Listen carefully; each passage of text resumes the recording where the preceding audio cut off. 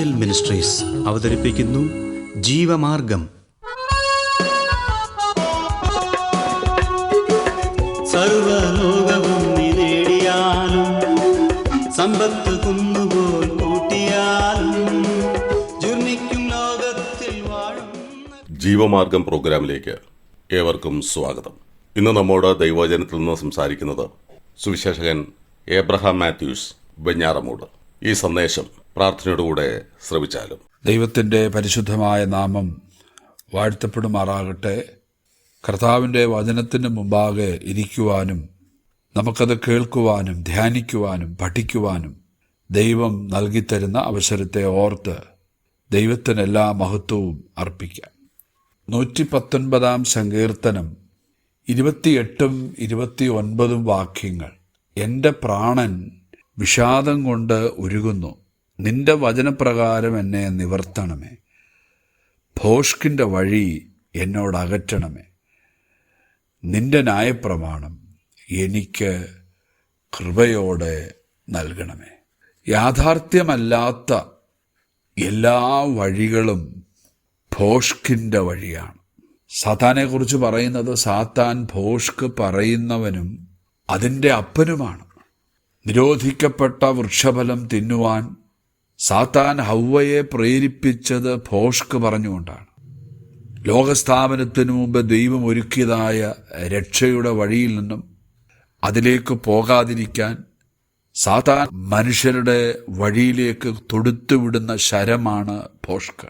അങ്ങനെ എല്ലാ നിലയിലും, ഭൗമികമായ നിലയിലും ദൈവവുമായിട്ടുള്ള നിലയിലും ഒരു വ്യക്തിയെ തകർത്ത് കളയുന്ന ഒരു കാര്യമാണ് ഭോഷ്ക് എന്ന് പറയുന്നത്. ഇവിടെ ദൈവത്തിൻ്റെ ദാസൻ ഇങ്ങനെയുള്ള എല്ലാ വഴിയിൽ നിന്നും രക്ഷപ്പെടുവാൻ ദൈവത്തോട് പ്രാർത്ഥിക്കുകയാണ്.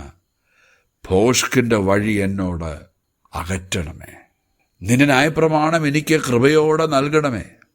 ദൈവത്തിൻ്റെ ന്യായപ്രമാണം അഥവാ വചനം നാം കൃപയോടെ കൈക്കൊണ്ട് അത് വായിച്ച് ധ്യാനിക്കുകയും അത് നമ്മെ പരിപാലിക്കുകയും ചെയ്യുന്നില്ലെങ്കിൽ ഒരു പക്ഷേ ഭോഷ്കിലേക്ക് തിരിയാൻ സാധ്യത ഏറെയാണ്.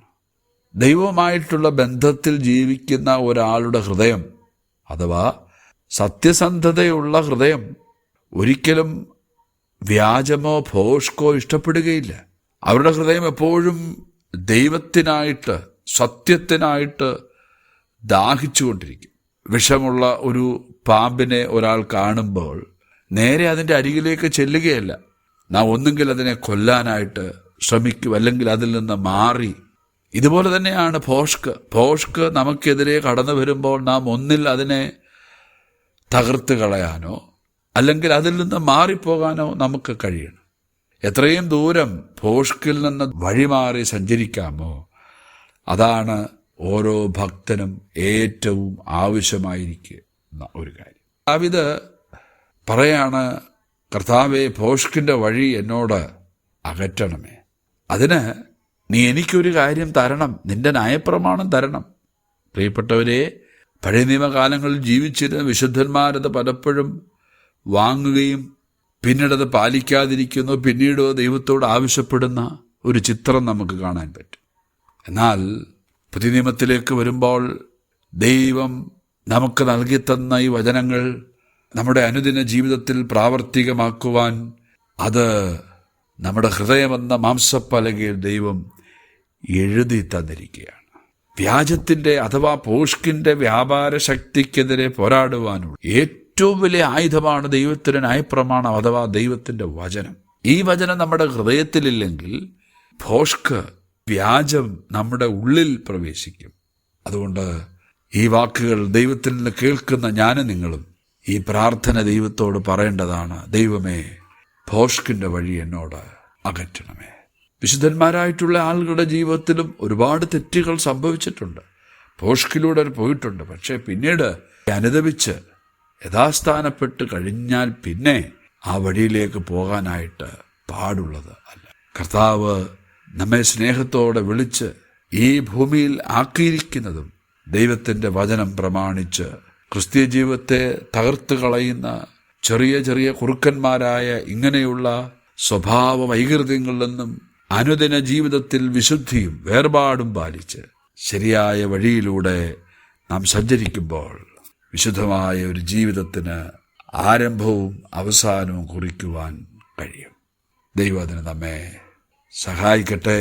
ഓർക്കുക, 2 വഴികളും, ഭോഷ്കിന്റെ വഴിയും നല്ല വഴിയും ഒരുമിച്ച് പോവുകയില്ല. ഒരൊറ്റ വഴി മാത്രം. മോശ പ്രാർത്ഥിച്ചതുപോലെ നിന്റെ വഴികളെ എന്നോട് നീ അറിയിക്കണമേ. ദൈവത്തിന്റെ നാമം വാഴ്ത്തപ്പെടുമാറാകട്ടെ. ആമേൻ. ഈ സന്ദേശം ശ്രദ്ധിച്ച എല്ലാ പ്രിയപ്പെട്ടവർക്കും കർത്തൃനാമത്തിൽ നന്ദി. ബൈബിൾ കറസ്പോണ്ടൻസ് കോഴ്സിൽ ചേർന്ന് പഠിക്കുവാൻ ആഗ്രഹിക്കുന്നവർ മേൽവിലാസം അയച്ചു തന്നാലും പ്രാർത്ഥനാ വിഷയങ്ങളും അറിയിക്കുമല്ലോ.